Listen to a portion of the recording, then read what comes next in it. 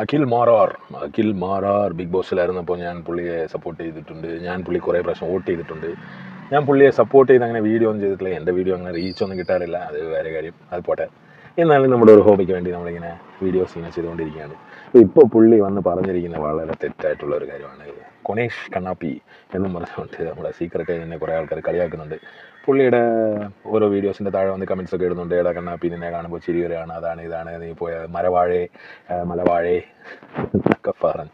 നമ്മുടെ ആൾക്കാരെ അറിയാമല്ലോ, നമ്മുടെ ആൾക്കാർ അകത്തുള്ളതെന്ന് പറഞ്ഞാൽ ഭയങ്കര ഹേറ്റ്രഡാണ്. ഹേറ്റ്രഡ് എന്ന് പറയുമ്പോൾ ചില്ലറ ഹേറ്റ്രഡ് ഒന്നുമല്ല, ഹേറ്റ്രഡ് ഭയങ്കരമായിട്ട് കൊണ്ടു നടക്കുന്ന ആൾക്കാരാണ് നമ്മൾ. അപ്പോൾ അത് എന്തുകൊണ്ടാണെന്ന് എനിക്കറിയില്ല. ഹേറ്റ്രഡ് ഇല്ലാത്ത ആൾക്കാരാണ് ഈ ഫ്രീ ആയിട്ടുള്ള കാര്യങ്ങളൊക്കെ ചെയ്യുക. അവരിങ്ങനെ ജീവിതം മുന്നോട്ട് കൊണ്ടുപോകാൻ ശ്രമിക്കുന്ന ആൾക്കാരാണ് ഈ ഹേറ്റ്രഡ് ഇല്ലാത്ത ആൾക്കാർ.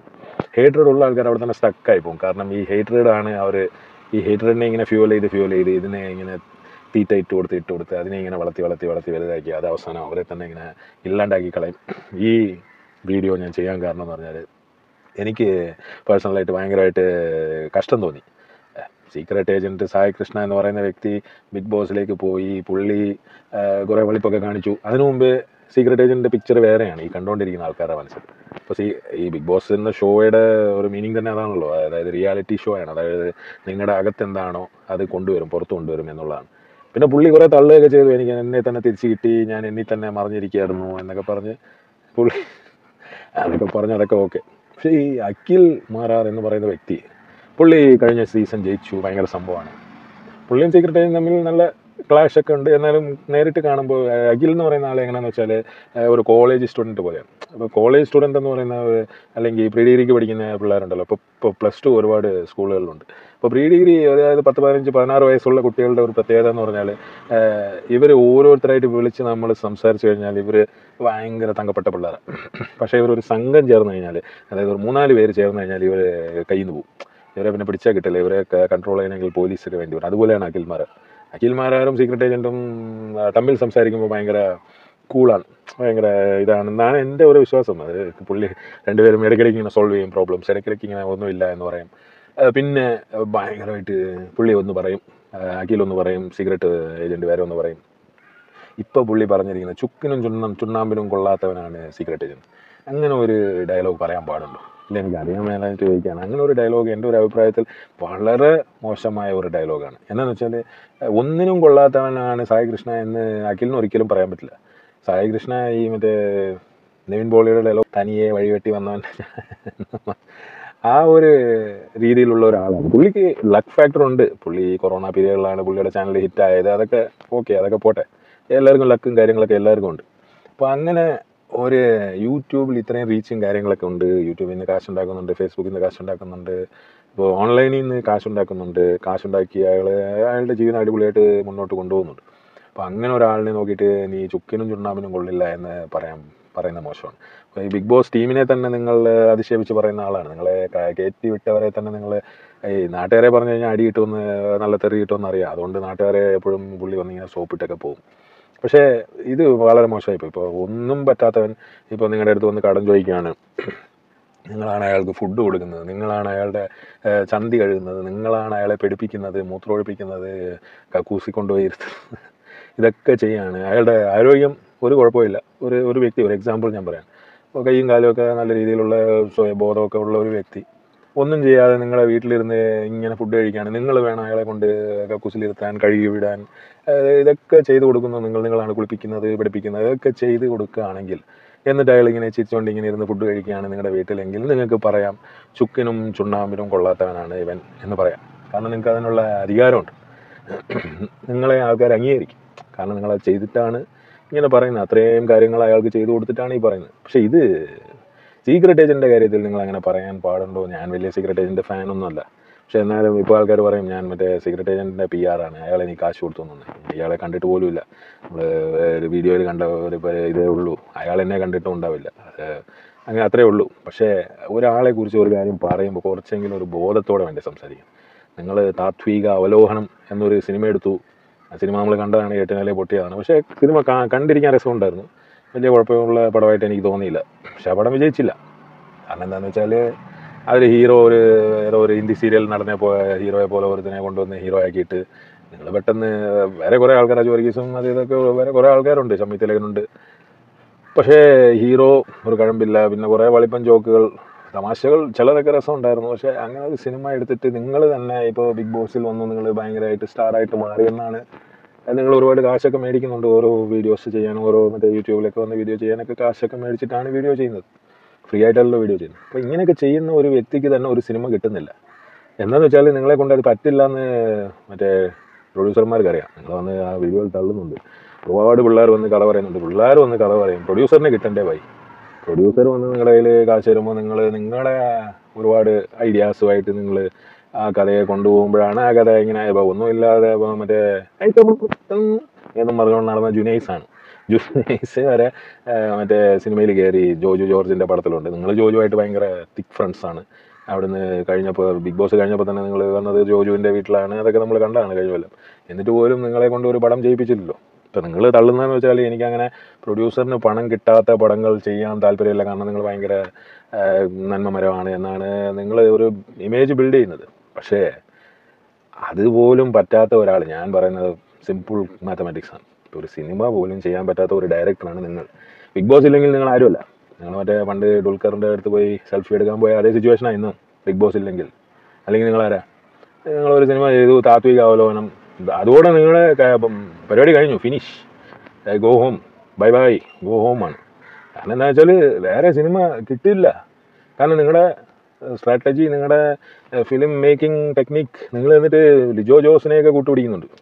ലിജോ ജോസിൻ്റെ പടങ്ങൾ എന്ന് പറഞ്ഞു കഴിഞ്ഞാൽ ഇപ്പോൾ ചുരുളി എടുത്താലും അതൊരു എന്തൊക്കെയാണ്, ഇപ്പോൾ പലയടിമനെ മറ്റവനെ മറിച്ചവനെ കൊണ്ടിയാണ് അണ്ടിയാണ് അണ്ടി ചെത്തി കളയും എന്നൊക്കെ ഡയലോഗ്സ് വെച്ച് ഒരു സിനിമ എടുത്തു കഴിഞ്ഞാൽ വിജയിക്കുമെന്നാണ് അയാൾ എന്താ പറയുക, അയാൾ വേറെ ഒരു ടൈപ്പ് ഒരു ഫിലിം മേക്കറാണ്, ഭയങ്കര ക്രാഫ്റ്റാണെന്നൊക്കെയാണ് പറയുന്നത്. ക്രാഫ്റ്റ് അറിയത്തില്ല, ഉടനെ പറഞ്ഞോളയും നിനക്ക് ലെൻസ് വെക്കാൻ അറിയാവോ, ആൾക്കാർക്ക് ഇഷ്ടപ്പെടുന്നുണ്ടോ, അതാണ് നമ്മൾ ചോദിക്കുന്നത്. നീ ലെൻസ് വെച്ചോ, നീ ലെൻസ് ഇല്ലാതെ വെച്ചോ, തുണി ഇട്ടോ, തുണി ഇല്ലാണ്ട് എടുത്തോ, തുണി ഇല്ലാണ്ട് എടുക്കണ്ട, അത് ഞാൻ ഒരു ഫ്ലോയിൽ അങ്ങ് പറഞ്ഞു. എന്നാലും അങ്ങനത്തെ ഒരു സിനിമ പോലും ചെയ്യാൻ പറ്റാത്ത ഒരു ഡയറക്ടർ, ഒരു ഫെയിൽഡ് ഡയറക്ടറാണ് നിങ്ങൾ. ഒരു ഫെയിൽഡ് ആക്ടർ, ഇതുവരെ ആക്ടിങ്ങിൽ വന്നിട്ടില്ല. ചെറിയൊരു റോളിൽ എന്തോ തേങ്ങാക്കള്ളനോ എന്തോയിട്ട് പടത്തിൽ വരുന്നുണ്ടെന്ന്, ചെറുതായിട്ട് വന്നു പോകുന്നത് ഞാൻ കണ്ടായിരുന്നു. ആ പടം ഞാൻ ഫുള്ളായിട്ട് കണ്ടു, പക്ഷേ അത് ഓർത്തിരിക്കാൻ മാത്രമൊന്നും ആ പടത്തിലില്ല. നിങ്ങൾ ഭയങ്കര ഡയറക്ടറാണ്, ക്രാഫ്റ്റാന്നൊക്കെ പറയും. എന്നിട്ട് നിങ്ങൾ തനിയെ വഴിവെട്ടി വന്ന ഒരുത്തൻ സായി കൃഷ്ണ വലിയ സൂപ്പർ സ്റ്റാറാണെന്നല്ല ഞാൻ പറയുന്നത്. എന്നാലും അവനെ ഇങ്ങനെ പറയാൻ പാടില്ല, ചുക്കിനും ചുണ്ണാമ്പിനും കൊള്ളാത്തവൻ.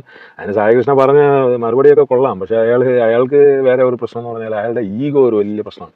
അയാൾക്ക് അങ്ങോട്ട് അംഗീകരിക്കാൻ പറ്റുന്നില്ല ഇതെന്തുകൊണ്ട് ഇങ്ങനെ സംഭവിച്ചു എന്നുള്ളത്. പുള്ളിക്ക് അംഗീകരിക്കാൻ പറ്റുന്നില്ല. ഒരുപാട് ആൾക്കാർ പുള്ളിയെ വന്ന് കളിയാക്കുന്നുണ്ട് ഓൺലൈനിൽ, ഒരുപാട് ലൈഫ് ഓഫ് അനന്തു, ഇത് മൂപ്പൻസ് വ്ലോഗ്, പിന്നെ വിവി ഇയർ, അവരെയൊക്കെ പിന്നെ പറയണ്ട, അവരൊക്കെ സാൻഡ്രിയാക്സ്, അവരൊക്കെ പിന്നെ ഡയറക്റ്റ് മറ്റേ ശത്രുതയാണ്. സീക്രട്ട് ഏജന്റ് എന്ന് പറയുന്നവൻ ഒന്നുമില്ല എന്നാണ് പറയുന്നത്. പക്ഷെ അയാൾ ഒന്നുമില്ലാത്തവൻ എന്നൊന്നും പറയാൻ പറ്റില്ല. അയാൾ അത്യാവശ്യം റീച്ചും കാര്യങ്ങളൊക്കെ ഉണ്ട്, അയാൾ അതിൽ നിന്ന് ജീവിക്കുന്നുണ്ട്, അയാൾ അരി മേടിക്കുന്നുണ്ട്. അയാളുടെ ഒരു ഫേമസ് ഡയലോഗ് തന്നെ ഉണ്ട്, അരി മേടിക്കണം. അപ്പം അതൊക്കെ ചെയ്ത് ജീവിക്കുന്ന ആളെ ഒന്നും കൊള്ളില്ല എന്ന് പറയുന്നത് it's not acceptable Mister Akhil Marar. It's a very big mistake from your side. നിങ്ങൾ ഇടയ്ക്കിടയ്ക്ക് ഇങ്ങനത്തെ ഓരോ പോഴത്തരങ്ങൾ പറയാറുണ്ട്. കാരണം നാക്കിന് ഒരു ചെറിയ പ്രശ്നമുണ്ട്. നിങ്ങൾക്ക് നാക്ക് നല്ല പവർഫുള്ളാണ് നിങ്ങളുടെ, എന്നാലും ആ പവർഫുൾ ആകുമ്പോൾ അതിനൊരു ബ്രേക്ക് വേണമല്ലോ. ഒരു വണ്ടി സ്പീഡായിട്ട് ഓടിക്കണമെങ്കിൽ വണ്ടിക്ക് നല്ല ബ്രേക്ക് ഉണ്ടെങ്കിലേ നമുക്ക് സ്പീഡായിട്ട് ഓടിക്കാൻ പറ്റുള്ളൂ, അതിനുള്ള ധൈര്യം വരുള്ളൂ മറ്റേ ഡ്രൈവറിന്. അല്ലെങ്കിൽ നിങ്ങൾ എവിടെയെങ്കിലും പോയി കുത്തി മറിഞ്ഞ് ഇല്ലാണ്ടേ ആവും. അതാണ് നിങ്ങൾ ചെയ്തുകൊണ്ടിരിക്കുന്നത്. നാക്ക് ഭയങ്കര പ്രശ്നമാണ് നിങ്ങൾക്ക്. നിങ്ങൾ മറ്റേ ശോഭ അങ്ങനത്തെ ആൾക്കാരെയൊക്കെ നിങ്ങൾ പണ്ട് കുറ്റം പറഞ്ഞിട്ടുണ്ട്, ഇപ്പോഴും വന്ന് ഇടയ്ക്കൊക്കെ കുറ്റം പറയുന്നുണ്ട്. അതൊക്കെ ഒരു ലോജിക്കുണ്ട് അതിൽ. ഈ സീക്രട്ട് ഏജൻറ്റിനെ ഒന്നിനും കൊള്ളില്ല എന്ന് പറയുന്നതിനോടാണ് എനിക്ക് യോജിക്കാൻ പറ്റാത്തത്.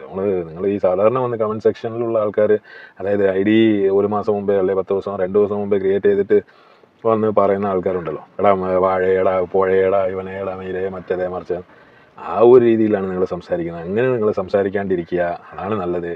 നിങ്ങളെ ഒരുപാട് ആൾക്കാർക്ക് ഇഷ്ടമാണ്, എനിക്ക് ഒരുപാട് ഇഷ്ടമായിരുന്നു നിങ്ങളെ. പക്ഷേ ഇപ്പോൾ നിങ്ങളുടെ ഓരോരോ പ്രവൃത്തികൾ കാണുമ്പോൾ ഓരോ സമയത്ത് നിങ്ങൾ വന്നിട്ട് ആ പെൺകുട്ടികളുടെ കാര്യമൊക്കെ പറഞ്ഞു, കാസ്റ്റിംഗ് കോച്ചിൻ്റെ കാര്യമൊക്കെ പറഞ്ഞു. എന്നിട്ട് നിങ്ങളിങ്ങനെ രണ്ട് വഞ്ചിയിലാണ് നിൽക്കുന്നത്. നിങ്ങളിങ്ങനെ ഓപ്പണായിട്ട് വന്ന് അതിനൊരു സ്റ്റെപ്പ് എടുത്ത് നിങ്ങൾ പറയണം. പെൺകുട്ടികളുടെ പേര് പറയണമെന്നല്ല, ആരാ ചെയ്യുന്നതെന്നെങ്കിലും പറഞ്ഞൂടെ, ആരാ ആളെന്തെങ്കിലും പറഞ്ഞ് അവനെതിരെ ആക്ഷൻ എടുക്കാൻ മാത്രം നിങ്ങൾക്ക് പവറുണ്ടെങ്കിൽ നമ്മൾ നിങ്ങളെ അംഗീകരിക്കും. അതുമില്ല. നിങ്ങളിങ്ങനെ വന്ന് പറയുന്നു, ഭയങ്കര ഡയലോഗ്സൊക്കെ അടിച്ചിട്ട് പോകുന്നു, ഭയങ്കര വ്യൂ ആണ്, കാര്യങ്ങളാണ്. നിങ്ങൾക്കിപ്പോൾ കാര്യമായിട്ടൊന്നും ഇല്ലെന്ന് തോന്നുന്നു. വ്യൂ മറ്റേ കട്ടിങ് പരിപാടി ഉണ്ടല്ലോ, ഈ മറ്റേ പോയിട്ട് ഷോപ്പ് ഉദ്ഘാടനം അഖിൽ മാരാർ വരുന്നു, അതൊക്കെ കുറഞ്ഞെന്ന് തോന്നുന്നു. അതുകൊണ്ടാണ് തോന്നുന്നു യൂട്യൂബിലേക്ക് വരാമെന്നുള്ള ഒരു ഫീലിംഗ് ഉണ്ട്. എന്തിനാ വൈ, നിങ്ങൾക്ക് ഒരു ക്രാഫ്റ്റ് അറിയാം, നിങ്ങൾക്ക് സിനിമ പിടിക്കാൻ അറിയാം. നിങ്ങൾ ധ്യാൻ ശ്രീനിവാസനെ നിങ്ങൾ കുറ്റം പറയുന്നുള്ളൂ. കാരണം ധ്യാൻ എല്ലാ പടത്തിലും പോയി അഭിനയിക്കും. ധ്യാൻ അങ്ങനെ ചെയ്യുന്നതിനോട് എനിക്ക് യോജിപ്പില്ല. അത് അയാളുടെ ഒരു രീതി. ഇപ്പോൾ ഏറ്റവും വലിയ കള്ളന്മാർ, ഏറ്റവും ഇങ്ങനെ കാശുകാരായിട്ട് ഇരിക്കുന്ന ഒരു സമയമാണ് നമ്മുടെ ഈ കലിയുഗത്തിൽ ഇപ്പോൾ സംഭവിച്ചുകൊണ്ടിരിക്കുന്ന അതാണല്ലോ. അങ്ങനെ നിങ്ങൾ ആവണം എന്നല്ല ഞാൻ പറയുന്നത്. എന്നാലും ഇങ്ങനെ സംസാരിക്കുമ്പോൾ നിങ്ങൾ ഈ സീക്രട്ട് ഏജന്റിനെ കുറിച്ച് ഇങ്ങനെ പറയുന്നത് വളരെ മോശമാണ്. അല്ലെങ്കിൽ ആരെക്കുറിച്ചായാലും നിങ്ങളങ്ങനെ ആ റിനോഷിനെ കുറിച്ച് ഇടയ്ക്ക് ഒന്ന് പറഞ്ഞു, നീ മറ്റേ ഒന്നും ഇല്ലടാ അതാ ഇതാന്നുള്ള രീതിയിൽ നിങ്ങൾ ഒരു ഭയങ്കര സംഭവമാണെന്നുള്ള ആ ഒരു രാജാവ് എന്ന് പറഞ്ഞിട്ട് ആ റിനോഷ് കളിയാക്കുകയൊക്കെ ചെയ്തു. എനിക്ക് റിനോഷിനെ കാര്യമായിട്ട് ഇഷ്ടമൊന്നുമില്ല, അതുകൊണ്ടാണ് ഞാൻ ആ സമയത്ത് വീഡിയോ ഒന്നും ചെയ്യാത്തത്. പക്ഷെ അത് മോശമാണ്. അത് ഇങ്ങനെ ഒരാളിനെ അതിശയിപ്പിക്കുക എന്ന് പറയുമ്പോൾ ഒരാളിനെ ഇങ്ങനെ ഒന്നുമില്ല ഒരു ഷൂ എന്ന് പറയുന്ന ഒരു അശ്വാക്കി കളയുന്ന രീതിയിൽ സംസാരിക്കുന്നത് നിങ്ങളെ പോലത്തെ ഒരാൾക്ക് ഒരു എന്താ പറയുക, ഒരു പ്രൈഡായിട്ട് നിങ്ങൾ കരുതരുത്. അത് തെറ്റാണ്. അത് പറ്റുമെങ്കിൽ തിരുത്തുക. ഈ വീഡിയോ നിങ്ങൾ കാണത്തില്ല, കാരണം ഇത് 10-500 വ്യൂ വരുമായിരിക്കും.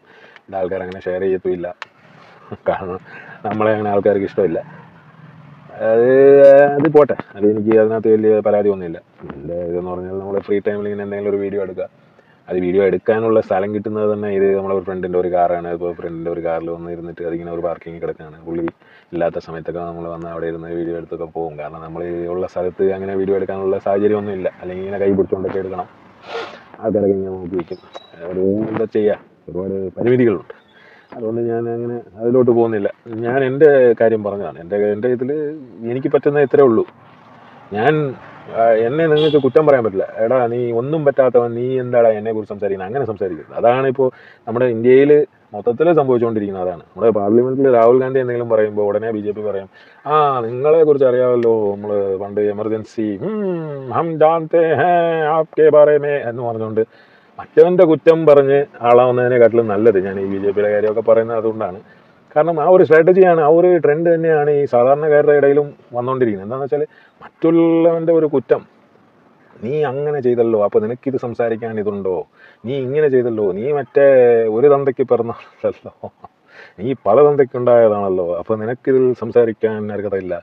എടാ അവൻ പറയുന്നത് നിന്നെക്കുറിച്ചൊരു ഒരു കുറ്റമാണെങ്കിൽ അത് ഞാൻ ചെയ്തിട്ടില്ല, ഞാൻ ചെയ്തു, ഈ സാഹചര്യത്തിലാണ് ചെയ്തത്, എന്നെ കൊണ്ട് അത് ആ സമയത്ത് അങ്ങനെ പറ്റുള്ളൂ എന്ന് പറഞ്ഞൊരു സോറി പറഞ്ഞ് പോവുക. അതാണ് ഹ്യൂമൻ ബീയിങ്.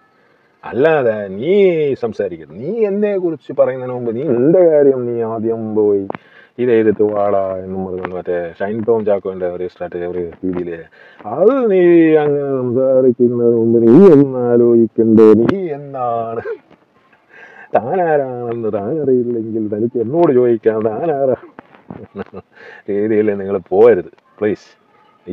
എന്തുകൊണ്ടാണ് നമ്മുടെ സമൂഹത്തിൽ കുറേ ആൾക്കാർ ഇപ്പോൾ ഈ കമൻറ്റ് സെക്ഷനിൽ വന്നിട്ട് ഇങ്ങനെ നിന്നെ എന്തിനു കൊള്ളാവടാ, നീ ആരാടാ, നീ എടാ അവൻ ബിഗ് ബോസ് എന്ന പരിപാടിയിൽ പോയിട്ട് അവൻ്റെ സ്ക്രീൻ സ്പേസ് നോക്കിക്കഴിഞ്ഞാൽ ഏകദേശം ഒരു ദിവസം ഒരു 5 മിനിറ്റെങ്കിലും ഏഷ്യാനെറ്റ്, ഹോട്ട്സ്റ്റാർ ഇതുപോലത്തെ ചാനൽസിൽ, അതുപോലത്തെ പ്ലാറ്റ്ഫോമിൽ ഒരു 5 മിനിറ്റ്സ് എങ്കിലും ഒരു നൈറ്റിൽ ഒരു പ്രൈം ടൈം ഷോയിൽ ഒരു 5 മിനിറ്റ്സ് എങ്കിലും സ്ക്രീൻ സ്പേസ് അവൻ നേടിയെടുത്തിട്ടുണ്ട്. സീക്രട്ട് ഏജന്റ് സായി കൃഷ്ണ എന്ന് പറയുന്നത്. അപ്പം അതും ഒരു ചെറിയ കാര്യമാണോ? അതൊന്നുമില്ലേ?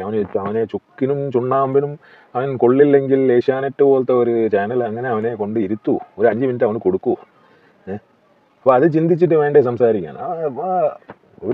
കുറച്ചൊരു മാന്യത കീപ്പ് ചെയ്യുക, ഒരു നല്ല രീതിയിൽ സംസാരിക്കുക. അല്ലാതെ ഇത് ഞാൻ അഖിൽ മാരാറിനെ കുറിച്ച് ഞാൻ ഇത് പറയാൻ കാരണം എന്ന് വെച്ചാൽ അഖിൽ മാരാറിനെ എനിക്ക് ഇഷ്ടമായിരുന്നു. അഖിൽ മാരാർ ഞാൻ സ്ഥിരമായിട്ട് വോട്ട് ചെയ്തുകൊണ്ടിരിക്കുകയാണ്. ഞാൻ അഖിൽ മാരാർ എന്ന് പറഞ്ഞുകൊണ്ട് അവൻ്റെ സ്റ്റൈൽ കൊള്ളാം, അവൻ്റെ പറയുന്ന കാര്യങ്ങളൊക്കെ കഴമ്പുണ്ട് എന്നും പറഞ്ഞുകൊണ്ട് ഞാനിങ്ങനെ അവന് സ്ഥിരമായിട്ട് വോട്ട് ചെയ്തുകൊണ്ടിരുന്ന ഒരു വ്യക്തിയാണ്. അവിടുന്ന് പുറത്തിറങ്ങിയപ്പോൾ ഇവൻ ഇങ്ങനെ ആയിപ്പോയല്ലോ, ഇതെന്തുവാണ് ഇതാണോ റിയൽ യു, അത് വെളിപ്പാണോ എന്ന് തോന്നിപ്പോവാണ്. കാരണം ബിഗ് ബോസിൽ പോയിട്ട് 100 ദിവസം അഭിനയിക്കുന്ന ആൾക്കാരും ഉണ്ട്. അതാണ് ടാലൻറ്റ്. 100 ദിവസം അഭിനയിച്ച് കഴിഞ്ഞാൽ അവൻ സൂപ്പർ സ്റ്റാറാണ്. അതായത് മോഹൻലാൽ സാറ്, ലാലേട്ടൻ വന്നിട്ട് 100 ദിവസം പുള്ളി അഭിനയിക്കുന്നുണ്ടല്ലോ. അതുകൊണ്ടാണ് പുള്ളിക്ക് ഏറ്റവും കൂടുതൽ പേയ്മെൻറ്റ്. 100 ദിവസം ഒരാൾക്ക് അഭിനയിക്കാൻ പറ്റില്ല. അതാണ് ബിഗ് ബോസിൽ പോയിട്ട് ഇപ്പോൾ സായി കൃഷ്ണനൊക്കെ പറ്റിയത് അതാണ്. ഇപ്പോൾ വെളിയിൽ കാറുണ്ടെങ്കിലേ നിനക്ക് സംസാരിക്കാൻ പറ്റുള്ളൂ എന്നൊക്കെ ആൾക്കാർ ചോദിച്ച് കളിയാക്കുന്നുണ്ട്. അല്ല അവൻ കാറിലിരിക്കട്ടെ, ഏത് വാറിലെങ്കിലും ഇരിക്കട്ടെ, നിനക്കെന്താ പറ്റുമെങ്കിൽ അവൻ്റെ വീഡിയോ കാണുക, അല്ലെങ്കിൽ പോവുക.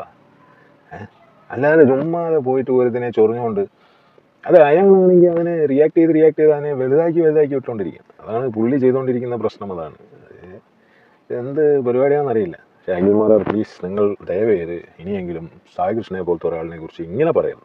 അങ്ങനെ സംസാരിക്കാൻ പാടില്ല. അങ്ങനെ നിങ്ങൾ അവനെ അധിക്ഷേപിക്കാൻ പാടില്ല. നീ ഒന്നിനും കൊള്ളാത്തവനാണ് എന്ന് നിങ്ങൾ പറയുന്നത് വളരെ തെറ്റാണ്. Thank you.